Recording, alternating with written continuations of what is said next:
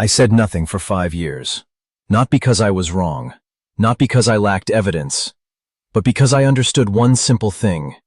The truth needs time, and achievement cannot be faked. That morning at the investment fund office near Wall Street in New York City, I still believed I was at the peak of my career path. I was 28 years old, the youngest senior analyst ever nominated to the list of potential partners. I clearly remember the sunlight reflecting through the glass overlooking Manhattan, the Bloomberg screens flickering non-stop, and the strong smell of coffee in the 32nd floor conference room. My name is Carter Hayes, the son of a middle-class family from the suburbs of New Jersey, who spent nearly 10 years climbing each rung in the finance industry. I worked more than anyone else on the team. I slept at the office when necessary. I knew every number in every report. I believed that if I was good enough, hard-working enough, everything would naturally belong to me. I believed in the American dream in a very classic way. Then the first internal email appeared. The content was brief but toxic enough.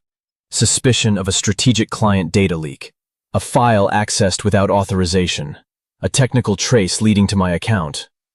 I read that line over and over, trying to find a mistake. But within hours, the office atmosphere had changed. Handshakes slowed down. Conversations stopped abruptly when I entered. The looks were no longer respect, but scrutiny. I was invited into a closed meeting with the board. The room felt colder than usual. The CEO sat across from me, his voice calm but distant. They said it was only an investigative procedure. They said there was no conclusion yet. But I clearly saw what they did not say. The company's reputation mattered more than my truth. I explained that I did not do it. I proposed a full system audit. I was willing to cooperate. But my words at that moment were as light as air. 2 days later, a major client announced they were withdrawing capital due to data security concerns. The name Carter Hayes began appearing in informal exchanges among funds. I received a message from a friend in the industry. People are talking about you. I understood what that meant. In finance, perception is reality. The final meeting took place on a rainy afternoon. I was handed a paper, a voluntary resignation letter. No criminal accusation, no public announcement, just to preserve the company's image. They said if I signed, everything would stop here. If not, they would be forced to expand the investigation. I looked down at the contract, then up at the faces of those who once called me rising talent. No one looked me in the eye. That was the climax of everything I had built. I could have refused to sign. I could have hired a lawyer immediately. I could have made noise and pulled the media into it. But I knew that battle would drag on, and while I fought to prove my innocence, the label of suspicion would still follow me. I signed my name. The stroke was straight, not shaking. I left the building with a cardboard box holding a few notebooks and a framed family photo. The elevator descended slower than usual. When the doors opened at the lobby, I stepped out onto the street among the rushing crowd of Manhattan. The city did not care that a Carter Hayes had just lost everything. That night, I stood alone in the small apartment in Brooklyn that I had just temporarily rented. I opened my laptop and looked at the technical evidence I had saved. I knew something was wrong in the system. I knew I could dig deeper, could find the real source. But then, I closed it. I asked myself, if I spent the next 5 years proving I was right, would that make me stronger? Or would I just be trapped in the past? I chose silence. Not silence out of fear, but silence as a strategy. I decided not to respond with words, not to chase every rumor.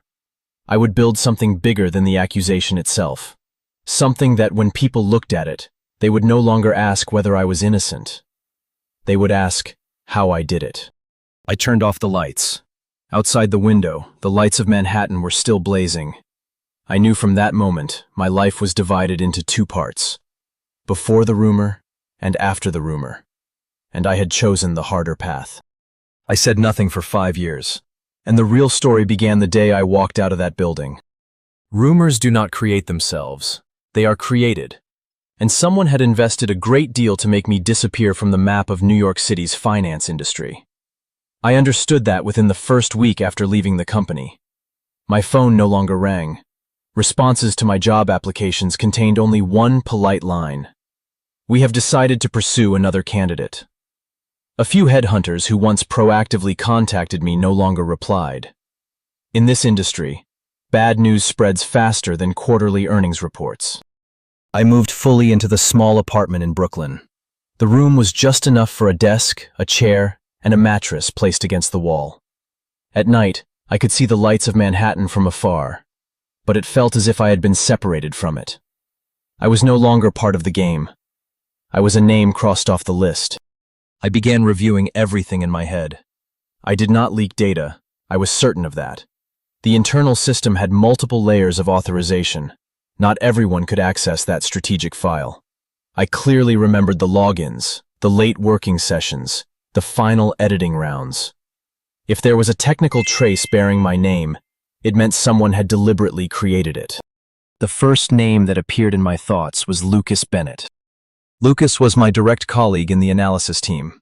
Intelligent, ambitious, always appearing friendly, but his eyes lingered longer when my achievements were mentioned. He had been passed over by me in a major deal the previous year. He had a close relationship with a board member. And most importantly, he had access to the same system I used. I did not want to believe it. I did not want to think that I had worked beside someone who could destroy me just to move up one step. But I also could not ignore the pieces.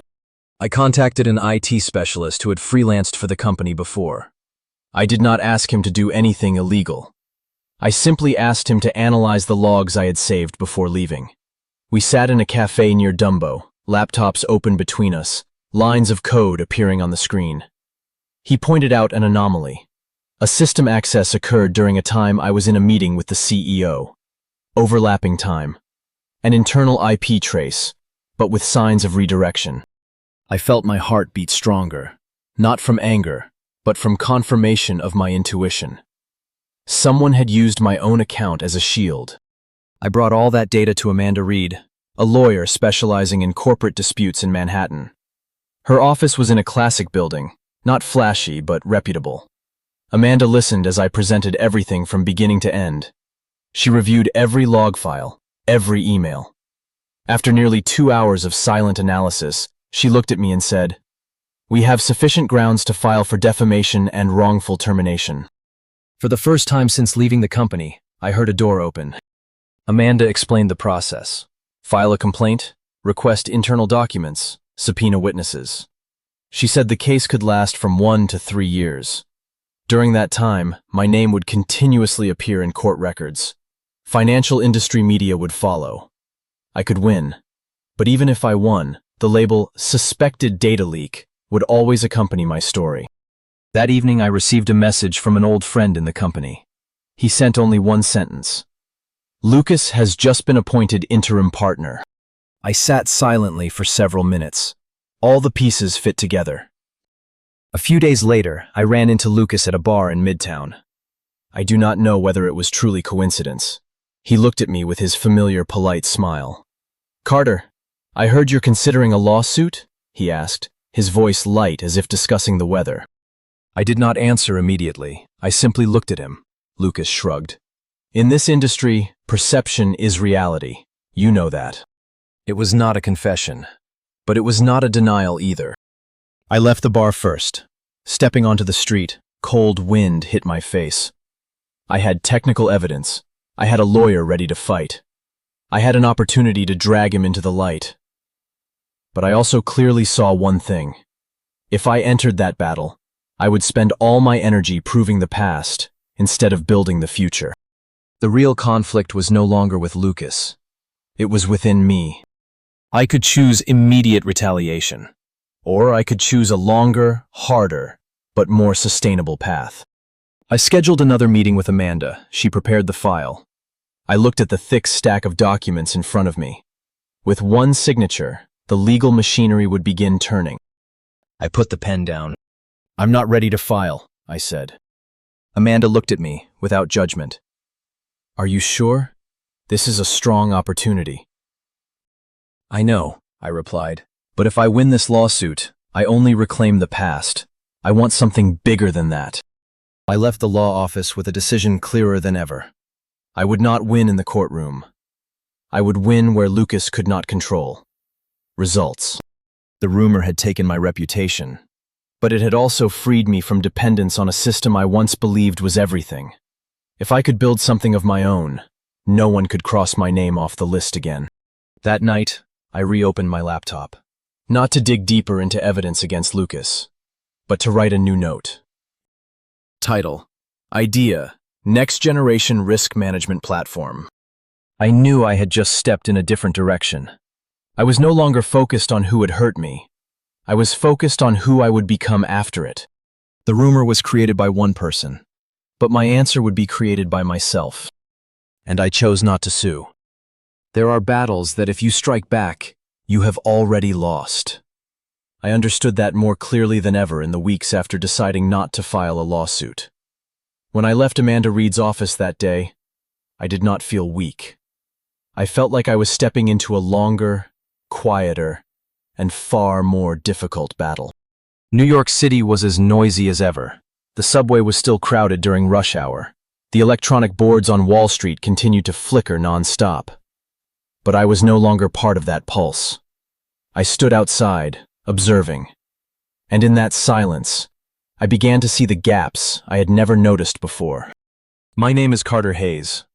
I once believed the financial system was a perfect machine. Whoever was better would go further. But when I was pushed out of the game by just an email in a closed-door meeting, I understood that the machine operated on more than competence. It operated on power, perception, and sometimes manipulation. The conflict now was no longer with Lucas Bennett. It was between two versions of myself. One Carter who wanted immediate retaliation, who wanted to see him called out in a courtroom. And another Carter, calmer, asking himself, if I use all my energy to destroy one person, what will I have left for myself? I began rewriting my objective. Not clear my name, not restore my reputation, but build a system better than the one that eliminated me. The idea of a next-generation risk management platform was not just a business project. It was my answer. During my years working at the investment fund, I had seen how companies relied too heavily on static reports, on lagging indicators. I wanted to build a tool using AI to detect risk in real time, more transparent, harder to manipulate. But the idea was only the beginning. I contacted Sophia Lin. We had met at a fintech conference 2 years earlier. Sophia had worked in Silicon Valley, had a strong technical background, and a very practical view of the market. When I told her the entire story, from the rumor to the decision not to sue, she remained silent for a long time. "Are you sure you're not just running away?" she asked. That question irritated me, but I knew she was right to ask it. "I'm not running away," I replied. "I'm choosing a different battlefield." We began outlining the business model in my small Brooklyn apartment. A whiteboard leaned against the wall filled with arrows and diagrams. I used all my remaining savings to register the company. When I signed the incorporation documents, my hand did not shake like when I signed the resignation letter. This time, I was choosing. But that choice came with harsh reality. I sold my car. I cut all unnecessary expenses. There were days I ate instant noodles to save money for server rent. I no longer had business cards with the logo of a prestigious investment fund.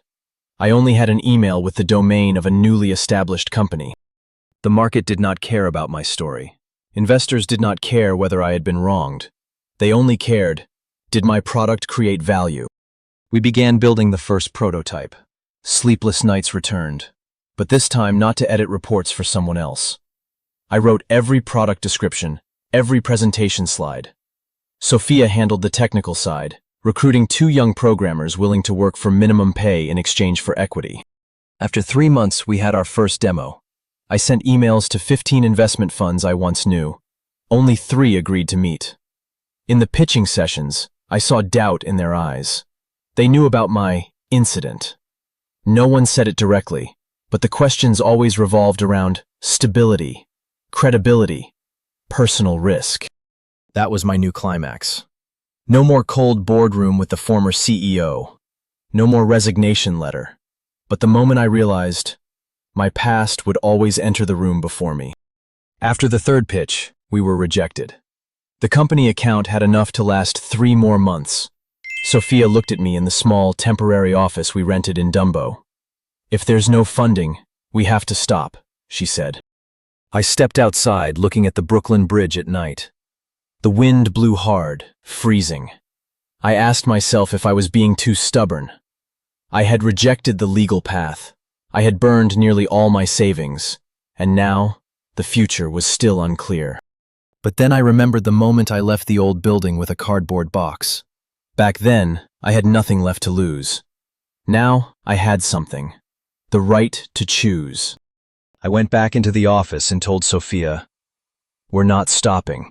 I transferred all the remaining money in my personal account into the company. If I failed, I would start again from a negative number. But if I succeeded, it would be something no one could take away from me. This chapter of my life no longer revolved around Lucas Bennett.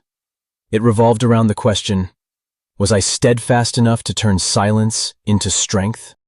I chose not to strike back. I chose to build. And from that day on, every hour I worked was no longer to prove my innocence, but to prove I could create value greater than any rumor. No one was watching me anymore. No one was talking about me in the glass meeting rooms in Manhattan. No more speculative emails, no more scrutinizing looks. I disappeared from the map of New York City's finance industry faster than I thought. And that silence, instead of relieving me, created a frightening void. The first year of the company began in a temporary rented office in Dumbo, Brooklyn. A small room, low ceiling, windows facing old brick buildings. No reception desk. No gold-plated nameplate. Just 3 cheap wooden desks, a few computer monitors, and a flickering Wi-Fi router. But to me, it was the center of a rebirth. My name is Carter Hayes. I was no longer a senior analyst with a prestigious business card. I was the founder of a company with no revenue, no investors, and no credibility. I reminded myself of that every morning when I opened the office door and turned on the lights. I was not allowed to live in the past. I was only allowed to look forward. The biggest conflict of the first year was not Lucas Bennett, not the old rumor. It was money. Server costs rose faster than expected. The first prototype kept encountering errors.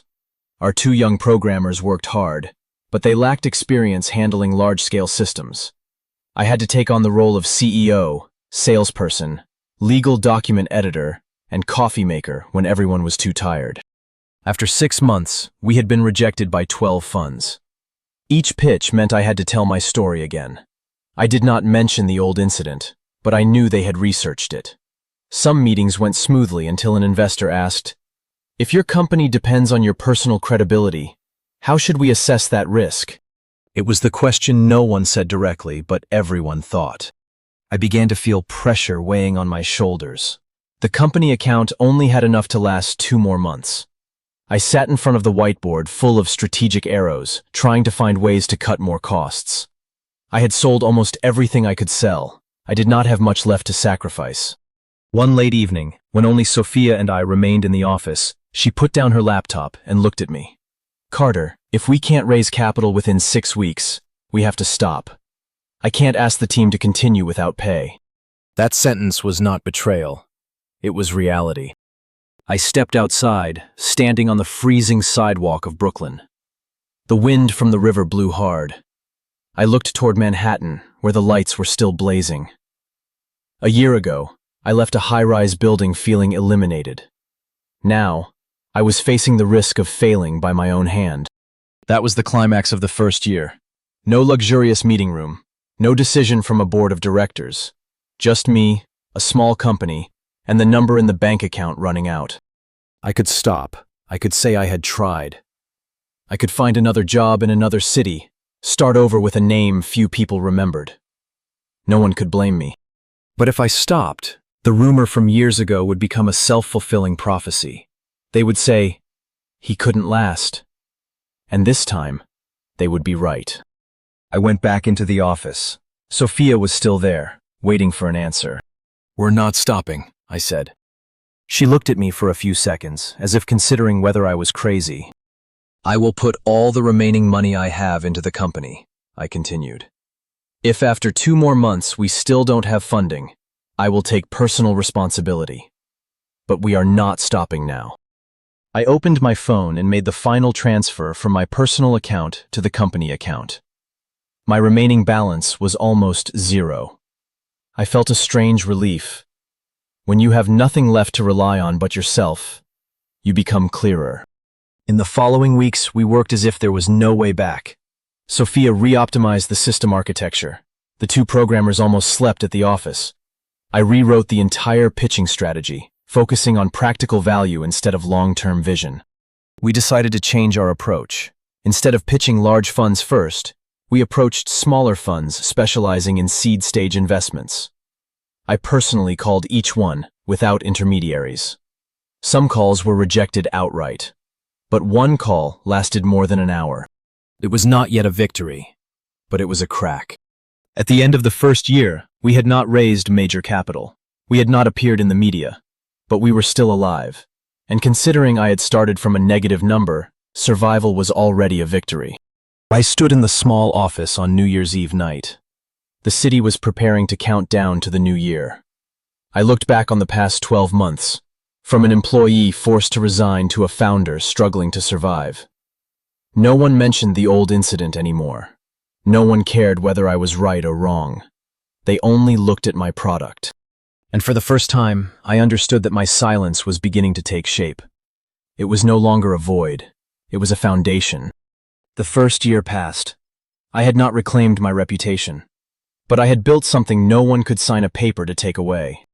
And I knew, if I could get through this first year, the rest would no longer be a story about a rumor. In the 3rd year, I was no longer trying to survive. I began making people pay attention. It did not happen in an explosive moment. There was no major article or sudden tens of millions of dollars investment. It happened slowly, almost silently, just like the way I chose silence from the beginning. After the first year of tension and the second year struggling to maintain cash flow, our company began to stabilize.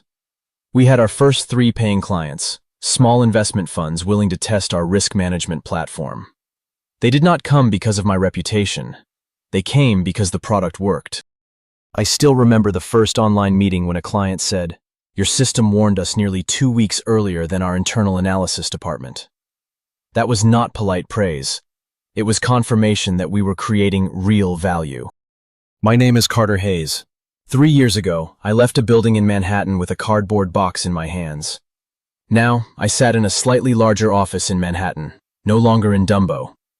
Not a luxury high-rise, but enough to hang the company logo on the wall. I no longer thought every morning about whether I had been wronged.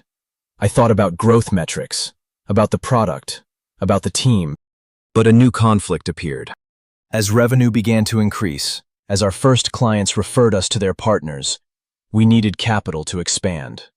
The team needed more engineers. The system required infrastructure upgrades. I returned to the negotiation table with investment funds, this time not with an unfinished demo, but with real data. A large fund in Boston offered to invest in our Series A.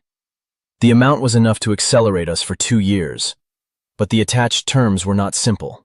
They wanted 2 seats on the board and veto rights over major strategic decisions. In that meeting room, I looked at the term sheet and felt an uncomfortable familiarity. 3 years earlier, I lost control of my career in another meeting room. This time, I was being offered money, but at the risk of trading control of the company I had built with my own exhausted days. The investor spoke frankly. "We believe in your product, but we need control to mitigate risk. Your background is still a factor that needs governance." I understood they were not malicious. They were simply doing their job. But that sentence touched an old scar. I had spent 3 years rebuilding from a negative number. I could not repeat a cycle of losing control. Sophia sat beside me in the meeting. Afterward, she said, "If we refuse, we may not have a similar opportunity for the next 6 months." That was the clearest conflict since I started over. Accelerate by accepting external control, or move slower but retain decision-making power. I spent many nights thinking. I reviewed financial reports. I calculated our runway without that investment. I called an old mentor in the industry. He said, "Money always comes with conditions. The question is what you are willing to trade." The climax came in the final negotiation session. The investor requested an answer within 48 hours. I entered the meeting room with a clear decision. "We appreciate your offer," I said, "but we cannot accept those control terms." The air in the room grew heavy. One of the partners looked at me as if I had just refused the opportunity of a lifetime. They did not threaten, did not apply further pressure. They simply nodded and ended the meeting. When I walked out of the building, I did not feel relief immediately. I felt risk. If we failed to find another funding source, we could lose momentum. But I also felt that I had just protected the most important thing, the right to decide my own future. 2 weeks later, a smaller fund in New York reached out again. They had been watching us since the previous year. They offered to invest at a slightly lower valuation, but without demanding strategic veto rights. They wanted to accompany, not control. We signed that agreement. It was not a loud victory. There were no major headlines, but it was the first time since leaving my former company that I felt I was no longer being cornered. When the investment was transferred into the account, I looked at the number on the screen and remembered the moment I transferred my last personal funds into the company. 2 opposite moments, but connected by a straight line. I had not given up. We began hiring more staff. The system was upgraded. Clients doubled in the next 6 months. At a fintech conference in Manhattan, I was invited to speak about AI-driven risk management. When I stepped onto the stage, I saw familiar faces in the finance industry. No one asked me about the rumor from years ago. They asked me how I built that system. That was a subtle but profound shift. 3 years ago, I entered rooms with my past walking ahead of me. Now I entered with results walking ahead of me. I was no longer trying to survive. I was building a position. And for the first time, I realized my silence was not only a defensive strategy.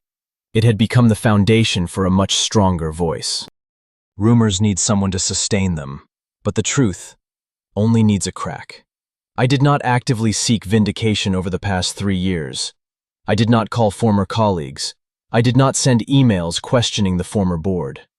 I let the past lie still. But the past does not always remain still forever. Everything began when I received an email from an unfamiliar address late one evening. The subject line contained only one sentence: "You need to see this." Inside was an attachment and a short line: "I can't speak publicly, but you deserve to know." I opened the file in my apartment in Manhattan. It was a copy of the internal system log of my former company, the full version, not the truncated one I had seen before leaving. I immediately recognized the file structure. The sender knew exactly what they were doing. I read each line, each timestamp, each IP address, and then I saw it. An access to the strategic file that was leaked had occurred from the administrative account of the analysis group. That account was under the control of Lucas Bennett during the period he was temporarily assigned system oversight. That log entry had been hidden in the extracted version I was shown before I left the company. My heart slowed down, not sped up. 3 years ago, I had sensed something was wrong. Now, I was looking at the missing piece. I did not react immediately. I did not call Lucas. I did not send an accusatory email. I sent the file to Amanda Reed with one sentence: "We need to talk." The meeting took place the next morning. Amanda reviewed the file in silence. She zoomed in on each segment of the log, comparing it with the documents I had previously saved. "If this is the original version, and if we can verify the source, then this is very strong evidence," she said. But the bigger question was, why now? That same day, I read a news report in the financial industry. My former company was under pressure from shareholders due to a major failed deal. The board had been required to review the entire internal risk management process. An independent investigation had been launched. I understood. When a system is scrutinized again, old cracks are exposed. A few days later, I received a call from a former board member. His voice was no longer as cold as in the meeting years ago. "Carter, we are reviewing some documents related to your previous case. There may have been errors in the internal investigation process." Errors. A gentle word for 3 years of being pushed out of the industry. The conflict now was no longer between Lucas and me. It was between me and my own emotions. I had rebuilt my life without an apology. I had moved forward without demanding recognition. Now, as the door to the truth opened slightly, I had to decide what I wanted. Amanda suggested we prepare legal options immediately. If they officially acknowledge error, you have the right to demand compensation for reputational and income damages, she said. I did not answer immediately. A week later, the former company issued an internal notice stating that the independent investigation found that data related to the leak 3 years earlier had been modified improperly in the process. My name was mentioned in that document with one sentence. There is no evidence confirming misconduct by Mr. Carter Hayes. No evidence confirming. Not Carter is innocent, but enough to change the narrative. The climax came when a major financial magazine published an article about the investigation. The article was not long, not sensational. But in the industry, even a single line like that was enough to create a wave. My phone began ringing more often. Some people who once kept their distance now reached out. A journalist emailed asking whether I would like to comment on the new developments. I stood in my company's office, looking at my team working intently. They did not know every detail of my past. They only knew me as the person who built this from almost nothing with them. The resolution did not come with a loud explosion. It came with a quiet shift in how people looked at me. 3 years ago, I was removed from the system because of suspicion. Now that same system was adjusting itself. Lucas Bennett was suspended from his position pending further investigation. I did not need to know the details. I did not seek his downfall. I only saw one clear thing. The truth did not need me to chase it. It found its own way. That night, I stood alone on the balcony of my apartment. The Manhattan wind blew gently. I remembered the moment I signed the resignation letter. I remembered the feeling of losing control. And I realized the most important thing. I had not waited for this day to begin again. I had begun again long ago. I did not post a response on social media. I did not hold a press conference. I did not send mass emails saying, "I told you so." I simply continued working. 3 years ago, I chose silence as a strategy. Today, I understood that silence had given me necessary distance. If I had rushed into a legal battle from the beginning, I might have won on paper. But I would not have this company. Not this team. Not this position. This chapter was not revenge. It was confirmation. And for the first time since leaving that old building, I was no longer someone who needed to be vindicated. I was someone who had overcome. Some people think victory means eliminating the opponent. I once thought that when I was younger, when I believed that simply climbing higher than others was enough. But time taught me something different. True victory is no longer being defined by those who once wanted you to fail. After the internal notice about the investigation circulated and the article in the financial magazine appeared, I received more invitations than I had imagined. Not because they pitied me, not because they wanted to correct a mistake, but because my company was growing and the market was beginning to pay attention. One morning, I received an official email from my former company. The subject line was brief: invitation to discuss.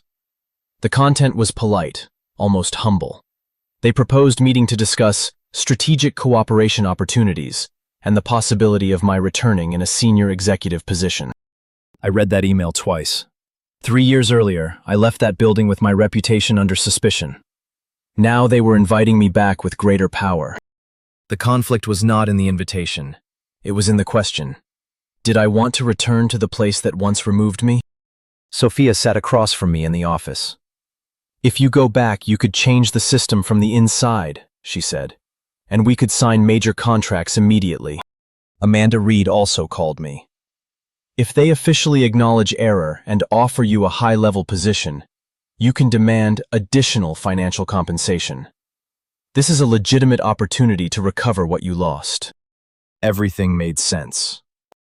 But when I thought about the meeting room years ago, the resignation letter, the eyes that would not look directly at me, I realized one thing. I no longer needed their approval to feel valuable. A few days later, I attended the meeting. The building had not changed much. The lobby was still polished. The elevator still moved smoothly to the upper floors. I entered the meeting room, but this time not as an employee under investigation. I entered as the CEO of a rapidly growing company. A board member began with an organizational apology. We acknowledge that the previous internal process had errors. We appreciate what you have built since then. They offered me the position of Chief Strategy Officer, direct executive authority over a major division, attractive salary and equity. They said the company needed people with resilience like you. I listened to everything. I did not interrupt. I did not smile sarcastically. The climax came when they asked, "Carter, what do you think?" I realize I no longer felt anger, no longer felt the need to prove anything. I only clearly saw the path I had taken with me, one about 70 years old. "I appreciate your offer," I said, "but I have built something of my own, and I have no intention of leaving it." The air fell silent for a few seconds.